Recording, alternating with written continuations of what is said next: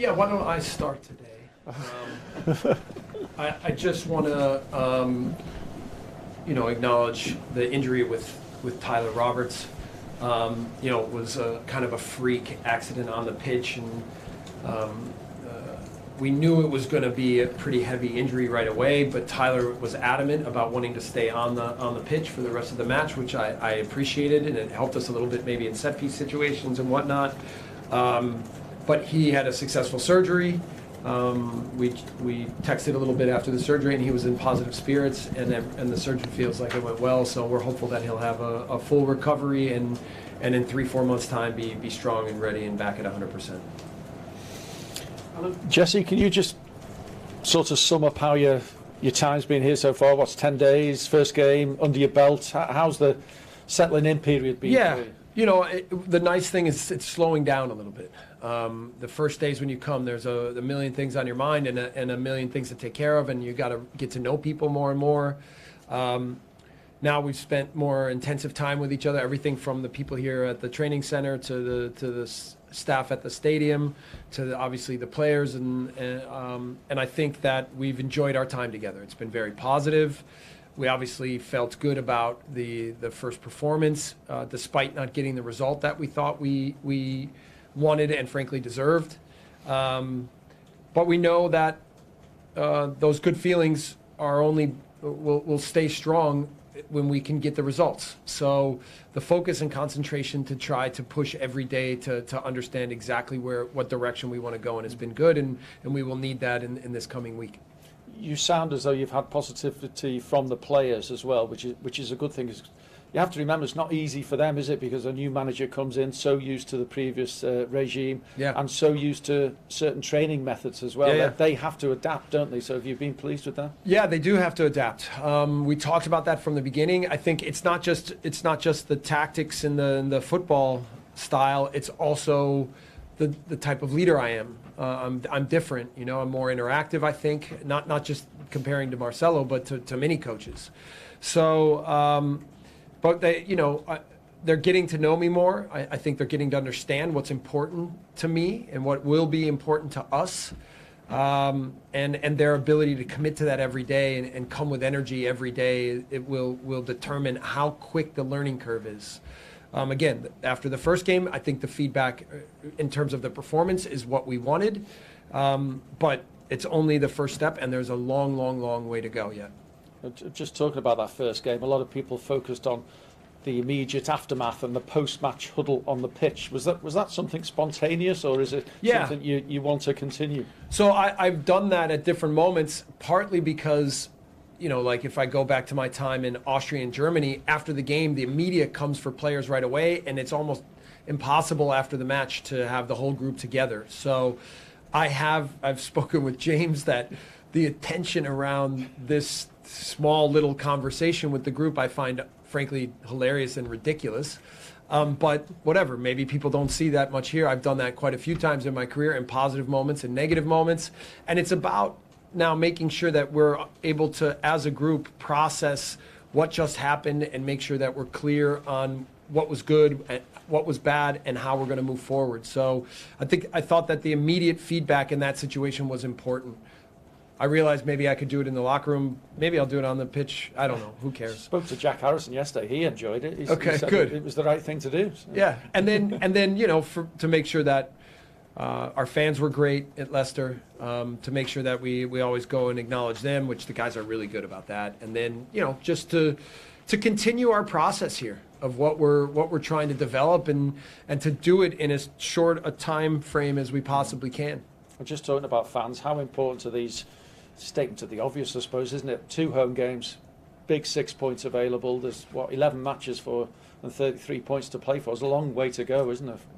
Well, first, I would say with the fans, like I've spent some time in and around the city too, having dinner and seeing people, and I think that the fans have come to a really good balance of understanding that they can love Marcelo Bielsa and still support the new coach and the new direction of the team. And I think I'm certainly very comfortable with that as well. And I think in the end, what's the most important is that the team can perform and represent the fans and get the results that we need to keep us in the Premier League. So they understand that. I've had a lot of really positive interactions with people and really kind. I mean, I can honestly really kind and generous and thoughtful and supportive. Much more than I think I deserve or could ask for. So I'm thankful for that, and I'm doing everything I can to make sure that we as a group and as a team can represent that kindness and that mentality within our community here. And you spoke about Tyler Roberts, a blow for him, but what about Patrick Bamford? Is he ready to return and start? Yeah, Patrick will play for sure tomorrow. He won't start, but he will be ready from the bench, and we're excited to have him back in the team, and I think he can give us a real boost. I mean, that's been a massive miss for the spine of the team, really. It's been what was interesting is, so then, when we were contemplating his return to play and what we wanted his weeks to look like here since I've been here, then the physical team told me what his loading has been like over the last 6, 7, 8 months, and with the different kinds of injuries he's had, he hasn't trained hard often and certainly hasn't played much. So even getting him back, it's the reason why I was hesitant against Leicester. I just felt like we had more to lose than gain in that moment, and knowing how important Patrick is, even for me from a personality perspective. He's a positive guy. He comes with the energy. He works really hard. Like the effect he'll have in the group, I think, will be relatively massive, and I think we would need to make sure that we handle his return in a way that only gets him stronger and stronger and better and better. Thanks very much. Adam Pope. Thanks, Jesse. So Tyler, on course for the 3 to 4 months, as you were saying. What about Leo Helder? Has he undergone surgery as well? Yes. So he is, I think he had surgery last Wednesday. So it's been 8 days. Maybe it was Thursday, 7 days. The immediate feedback has been that was not so severe and that they trimmed up his knee really well. And his knee hasn't reacted. He doesn't have much swelling. He has full range of motion, and he's walking without a limp, and looks like the recovery could be, a matter of weeks instead of months. So you think he might have a part to play this I season? hope so. I hope so. What about Adam Forshaw and Diego Llorente for tomorrow night? I mean, Adam didn't start, and Diego was missing. Are they available? Yeah, I think they're both possibilities from the start. And certainly close to 100%. And like Adam Forshaw told me, he hasn't felt this good in weeks. So I think he'll be absolutely ready for the match tomorrow. And Diego as well. Diego was full in training today, and he'll be ready as well. Was Diego injured? Yeah, he had a small muscle issue, but it kept him out of availability for the weekend. But he will certainly be in the squad tomorrow. Listening to you post-match the other day, Jesse, you were saying that you could see where they needed to be sharper in every moment of the game. Have you managed to implement the things that you need them to be sharper in the... Yeah, well, we've implement, yes and no, but certainly address in terms of video and tactics and understanding of roles on the pitch. We've talked relatively clearly and extensively to try to make everyone aware exactly what their roles are at every single moment in the match. And, that's a big part of what I try to do tactically, is give them clarity as to, in every moment, what the roles are and then how they fit with each other. And then what I find is once they understand the reasons why, what the expectations are, that then they're able to pray. They get to the point where these are second nature behaviors on the pitch, and then they're able to play freely. Obviously, we're not there yet, but they felt the power. They felt the power of the way we want to play from the Leicester match. And so now the key is to keep them hungry to improve and understand and execute, and allow them the freedom to go on the pitch and go after it with everything they have. So we're getting there. We're getting there a little bit closer every day. Talk of communication, Stuart Dallas and Jack Harrison have both said you've been very clear in what you want. Where have you learned to do that? How have you learned to do that? Well, for me... I'm so happy to not speak German anymore because, it's the intonation of language. It's the small details of what words to use and when that make communication effective or not.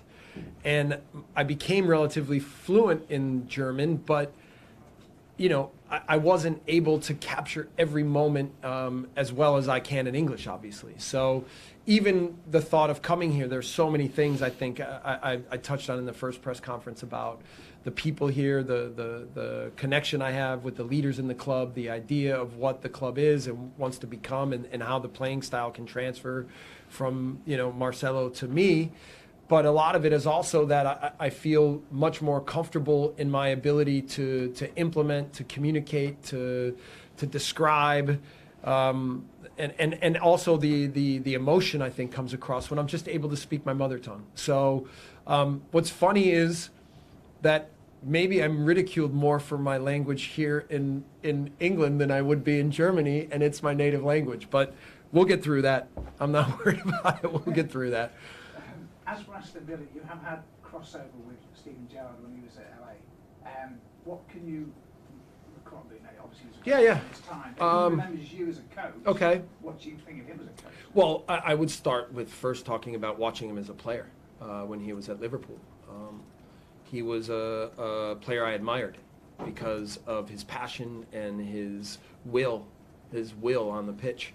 And so, I think for a manager like him, he's trying to then use those qualities to translate to his team, right? To impose upon his team, and that's clear.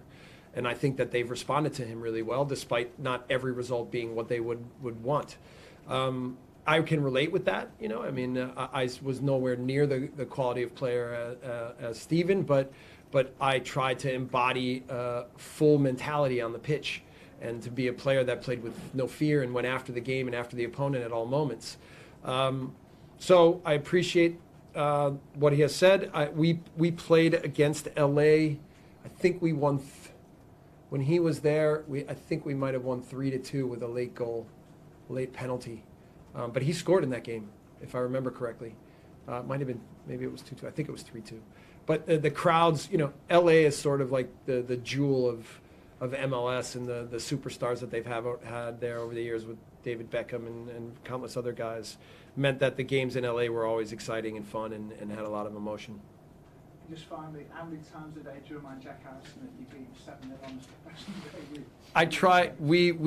He reminded me that was his first game, and I said, okay, we won't talk about it.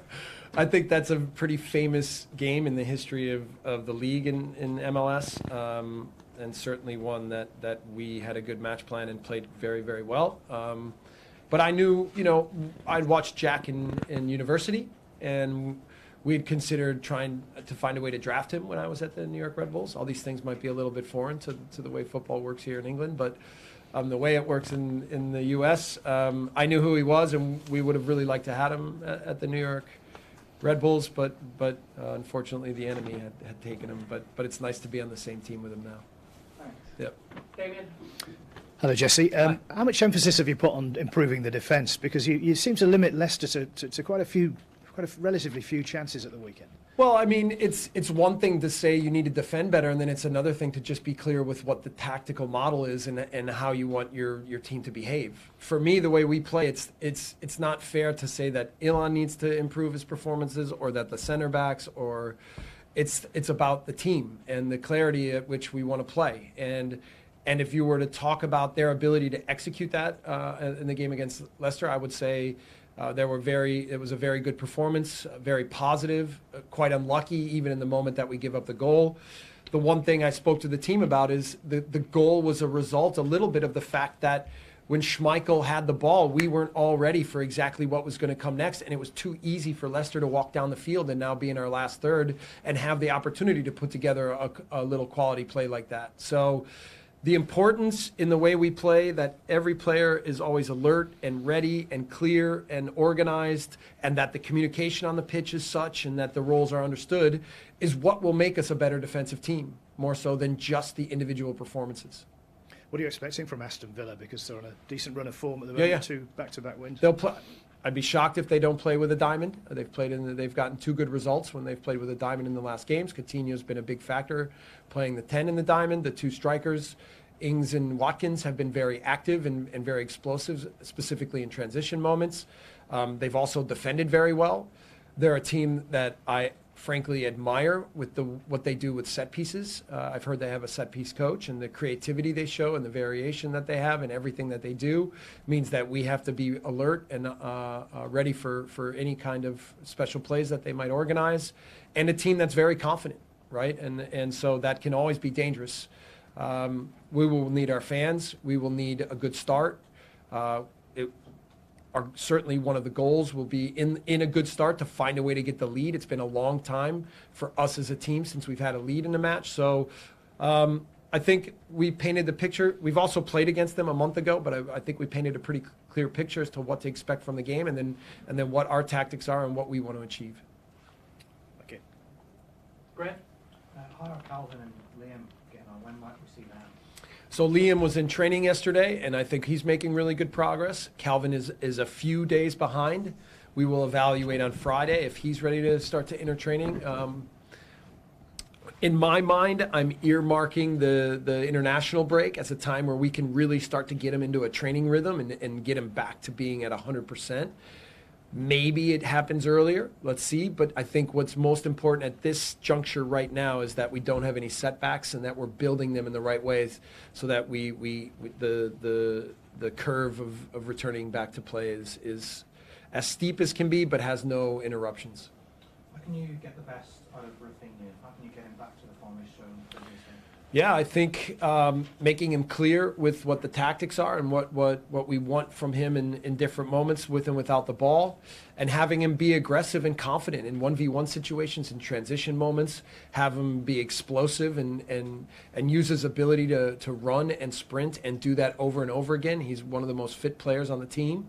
And then for the team to understand how to find him, how to use him, how to really help support him so that he can be all the things that we know he can and help us find goals and assists and be aggressive. So what I like about him is I called on him in one of the meetings this week, and he spoke English in front of the group, and he did it in a confident way.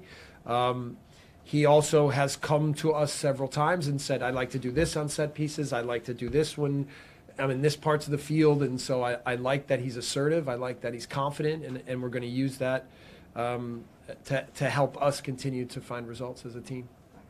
Yeah. Joe. Hi, Jesse. Hi. You mentioned there about set pieces. Dallas and Harrison were obviously over the ball quite a lot against Leicester. Is that something which was specific to them, or something that you'll cater to different teams in the league? Well, we will come up with specific set piece plans for every opponent based on what they present and what their qualities are, and that's both defensively, offensively, throw-ins in every aspect of the game. It's something we're introducing to the team, and they're grasping well. I find it's not always exactly what you do with set pieces, but just the mentality that those moments in the game are important.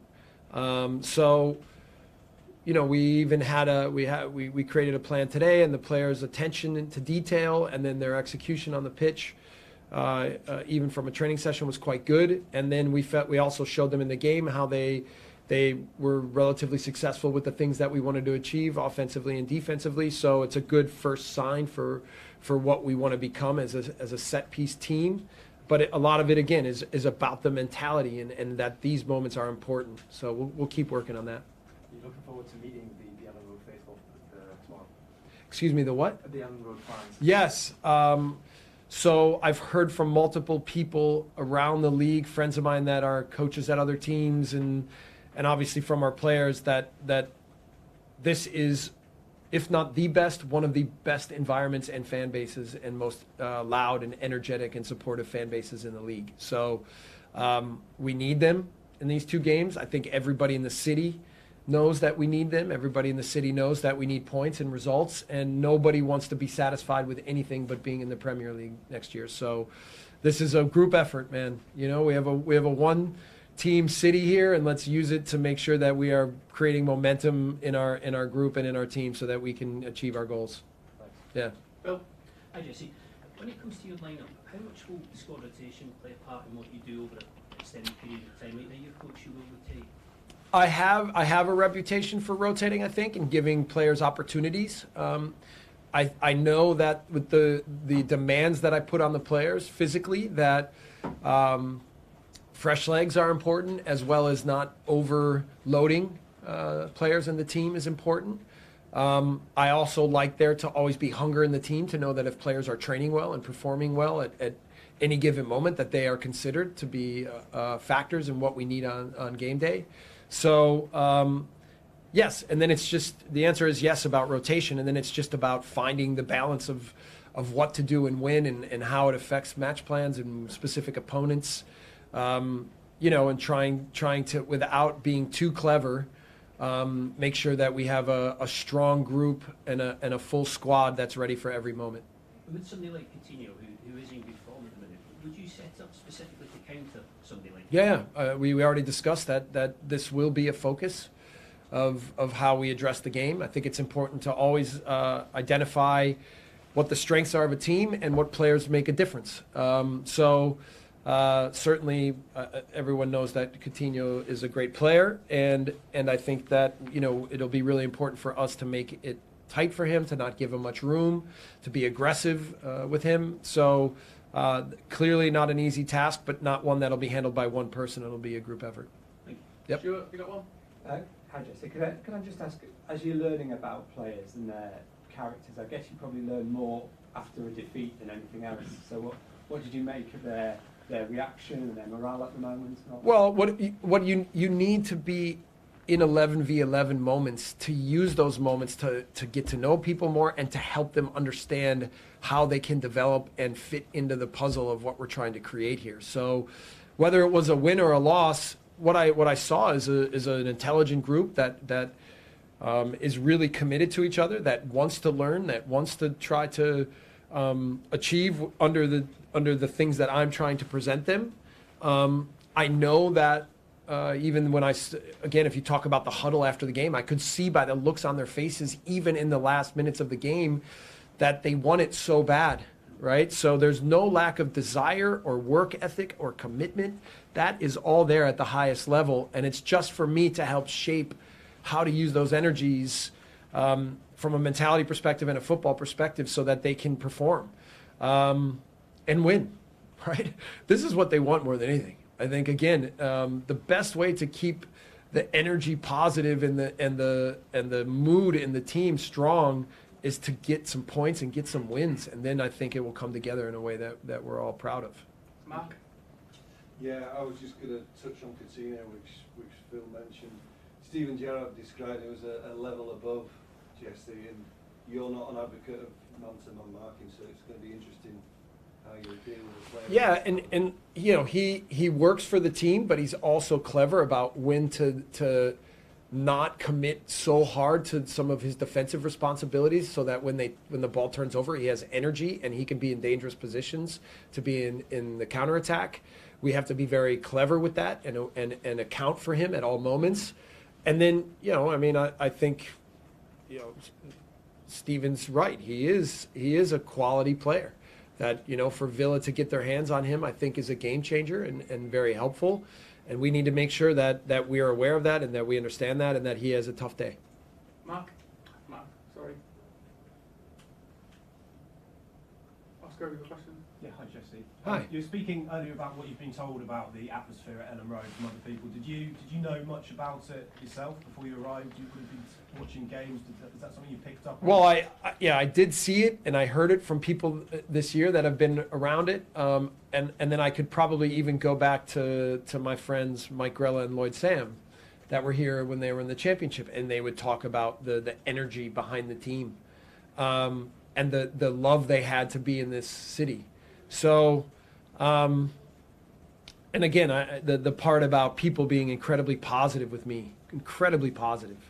I'm very thankful for that, and I want us to get some results and some wins so that continues. What's the best atmosphere you've experienced as a manager so far?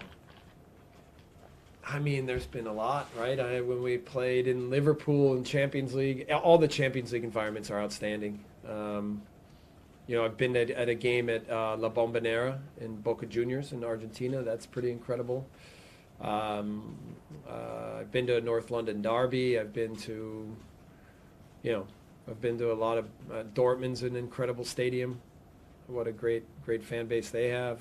There's a lot of, football's awesome, and the passion that people have for football is awesome. So you know, almost, yeah. But I'm really excited. I'm really excited for tomorrow. Dave? Jesse, we're chatting now about Patrick Bamford, and you're conscious that he broke down twice when he was nearly ready to return from injury, so you're conscious you want to be extra careful with him, so when you do get him back, he'll be available for the whole run because you need him to leave. Yeah, like I try to explain for Leicester, it's always risk-reward for me. And when we have a plan before the match to stick with what we think players physically need and what they can offer us, that it's really important that if we want our players to be disciplined, that we can stay disciplined on the decisions we make, even when emotions in a match may make us feel in a different way. So, you know, what was so sad about the decision that was made is I believe it was the right decision to put Tyler on the field. But then when he gets injured immediately, obviously it's sad because Tyler now has to be out and picks up a serious injury. And then it doesn't allow us to push the game the way that we felt that we could. So, you know, that didn't obviously feel good. But in the end, you have to, I think, separate decision-making from results and understand what was right and what was good and what was not. Finally, Bruce from New York. All right, we got a... Phil from ESPN. Okay. Hey. I imagine you haven't come across Jack Harrison too much since New York. Tell me about the player that you've inherited and the progress that he's made since the last time you saw him today. Yeah, well, I spoke at one point about making contact with Victor Orta 2 years ago. Before that, I had followed when I could see Leeds to see Jack, right? When we've had players from the US or MLS that have come over, I've tried to see what their adaptation's been like and how they've grown. And, you know, I could see that Jack had, even when he was on loan, I think taken a lot of new responsibility here and developed a lot as a player and at the levels at which the Championship and the Premier League are, you could see that he was getting better and better. Getting to know him more. I mean, he was always the type of player that after the game was very respectful to the opponent's coach and would shake my hand and say good game. And I'd heard that he was a really good young man, and it's clear to see. And what I've tried to also say to him is, you know, it's okay to be a good young man and to be a son of a bitch on the pitch.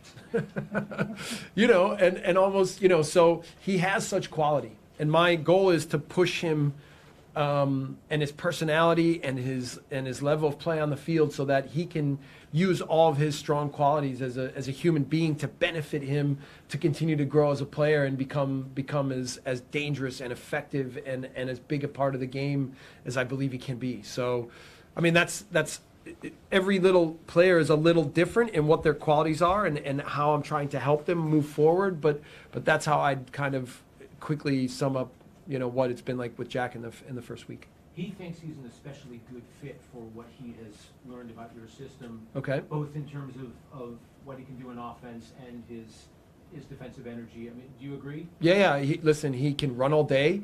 He is explosive. He's effective in 1v1 situations. He's dangerous. He's smart. You know, and so I'm asking him to play a little bit different role than what he had played here as like more of a wide winger. I want him a little bit more to be an interior player at times and to be aggressive more in transition moments. But again, he's intelligent and understands how to apply himself. And then I just want to give him the confidence to go out on the pitch and apply the ideas of our football and to achieve. Does that mean shooting more at times than it had been? Maybe. But I just think it's being more decisive and clear as to what the last actions can be. So, and I think his application of that in the first game was quite good, and he was very dangerous in the first game, and a little bit unlucky not to come away with a goal or an assist. So, and he'll get better and better. Okay. Good, guys. Thank you.